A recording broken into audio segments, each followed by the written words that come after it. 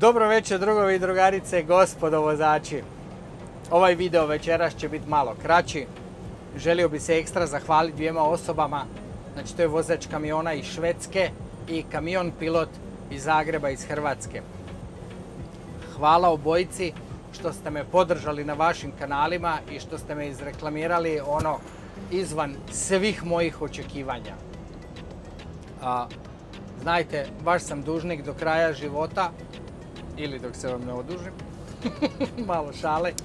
Ako bilo šta trebate, sve što je u mojoj mogućnosti, ja vam stojim na raspolaganju, javite se. Zahvalio bi se i svima ostalima koji pratite moj kanal, koji ste nedavno zapratili moj kanal. Ja se nadam da vas neću razočarati u budućnosti sa mojim video uracima.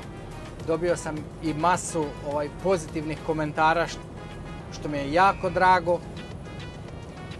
Probat ćemo ovo moje snimanje dići na neki višlji nivo u budućnosti. Međutim, morate znati da ove sve kamere se jako pate kad snimaju u mraku. Sad ili ću morat promijeniti kameru ili da promijenim posao za dansku smjenu. I to ne bi bilo loše. Šta ima novo? Bio sam danas kod ovog mog turskog brice. Ko ne zna kako to izgleda, imate snimak na mom kanalu. Međutim, danas je bio jedan novi dečko. Ja sjeo i sad malo mu je bio šepav engleski, pa smo malo probali englesko-njemački, onak nekako se sporazumit. I kad je on povukao prvu špuru kroz moju glavu s mašinicom, ja sam se počeo smijat. Kaže on, šta je? Pa obrio si mi glavu. Kaže on, pa rekao si mi da ti obrijem glavu. Ne, rekao sam ti da mi obriješ lice, a kose da mi skratiš. Dobro, nema veze, nema ljutnje, kosa će narast, sve će biti u redu i to je to. Ako ne objavim nakon 3-4 dana neki novi video, znajte da ili se je srušio avion s kojim sam putovao kuć ili me je žena iz nekog nepoznatog razloga utepala. Ali morate znati da mi muškarci apsolutno ne bi imali blage veze šta radimo pogrešno da nema naših žena.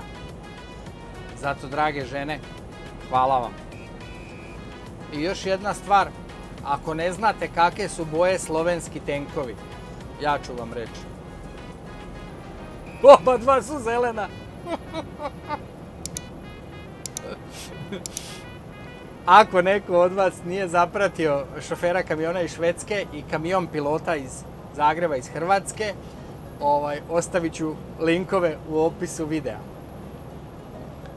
Dragi moji, kome je jutro, želim mu dobro jutro.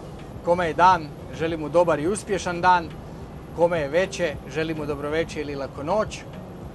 Čuvajte se, ostanite mi živi i zdravi, volite svoju obitelj i svima još jedanput iz srca, no veliko hvala.